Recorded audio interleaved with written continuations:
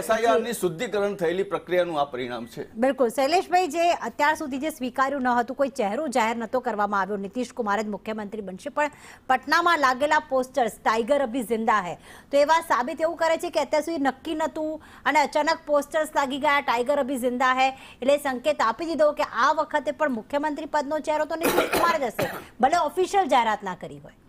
જો કાર્યકર્તા જે છે ને, માનો કે જેડીયુના કાર્યકર્તા છે, ભારતીય જનતા પાર્ટીના કાર્યકર્તા છે, તો કાર્યકર્તાને અધિકાર છે ગમે તેનું સમર્થન કરે, ગમે તેને એના આઇકોન માને, પણ ભારતીય જનતા પાર્ટી તો કેડર બેઝ પાર્ટી છે. ચિંતન મનન બેઠક, સતત પ્રવાસ અને માઇક્રો મેનેજમેન્ટ કરે છે. એટલા માટે અમારી પાર્લામેન્ટરી બોર્ડ અને એનડીએનું જે ઘટક દળના બધા સભ્યો છે એ બેસીને નક્કી કરે. મુખ્યમંત્રી કોઈ પણ હોય એનાથી લાગતું વળગતું જ નથી, અ હોય, બ હોય કે ક હોય, પણ વિચારધારા જે એનડીએની છે, વિચારધારા ભારતીય જનતા પાર્ટીની છે, એ પ્રમાણેનું કામ થવું જોઈએ. અમારો ધ્યેય એ છે. બીજું, અંત ભલા તો સબ ભલા. અત્યારે મને દેખાઈ રહ્યું છે કે 157 એનડીએ છે અને કોંગ્રેસનું ગઠબંધન જે છે એ 75માં છે, એટલે સ્પષ્ટ દેખાય છે.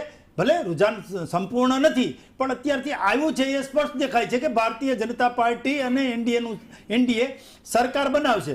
હમણાં એક કે ને પીકે ને સીકે ને એ કહેતા હતા અરવિંદ કેજરીવાલને, ભાઈ પીકે ને અરવિંદ કેજરીવાલ સાથે સરખાવશો તો પીકેની આબરૂ જશે, એની સાથે એને ના સરખાવે. આમ તો જો શેરડીનો સાક્ષી ગંડેરી વાળો છે, બે નૂરો ગાયન પીરો સાંભળે એવા જ છે બે, પણ રાજનીતિમાં અત્યારે બોલ્યા છીએ અમે પણ બિહારમાં આટલી બધી સીટો અને આટલું બધું રૂઝાનમાં આગળ આવવાનું કારણ શું છે? બિહારમાં ભારતીય જનતા પાર્ટી અને એનડીએ જેટલું બોલ્યા છે એટલું કર્યું છે, અને જેટલું કરવાનું હોય એટલું જ બોલ્યા છે. અમે વચનો આપ્યા છે, મેનિફેસ્ટોમાં વચનો આપ્યા છે, એ તમામ વચનો પૂરા કરવાના પ્રયાસો કર્યા છે. એ ખેડૂતો માટેના હોય, યુવાઓ માટેના હોય કે મહિલાઓ માટેના હોય. મહિલાઓ, માનો કે મહિલાઓ રાજનીતિમાં આવે તો શા માટે ના આવે?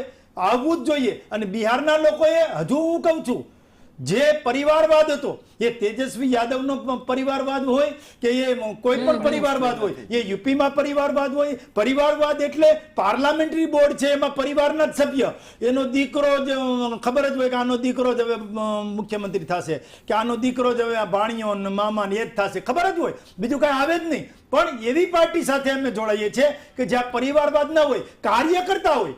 ચા વેચવા વાળા પણ વડાપ્રધાન થઈ શકે, એક નાનો માણસ પણ સાંસદ થઈ શકે, એ પ્રકારની પાર્ટી અમારી છે. અને બીજું, મારે એક જ સેકન્ડની વાત કરી, આવી પ્રતિષ્ઠિત ચેનલ જે પ્રતિષ્ઠિત ચેનલ